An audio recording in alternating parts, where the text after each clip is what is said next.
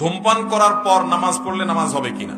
ধূমপান করার পর যদি আপনি নামাজ পড়েন, নামাজ সব যদি ঠিকঠাক মতো করেন, তাহলে নামাজ কাগজে কলমে হয়ে যাবে, আইনত হয়ে যাবে। কিন্তু মসজিদে গিয়ে যদি আপনি ধূমপান করার পর মুখ পরিষ্কার করা ছাড়া যান, তাহলে আপনার এই মুখের দুর্গন্ধে আশেপাশে মানুষের কষ্ট হবে কি হবে না? শুধু মানুষের কষ্ট হবে না, ফেরেশতাদেরও কষ্ট হবে। একজন নেককার আল্লাহওয়ালা খুব বয়স্ক মুরব্বী মানুষ, ধরেন মক্কা শরীফের ইমাম সাহেবকে আপনি পাইছেন, মদিনা শরীফের ইমাম সাহেবকে পাইছেন, কিন্তু আপনার কোনো কাজে উনি কষ্ট পাইছেন, আপনার কাছে কেমন লাগবে জিনিসটা? খুব খারাপ লাগবে না যে আমি এত বড় একজন আল্লাহর নেককার বান্দাকে কষ্ট দিলাম?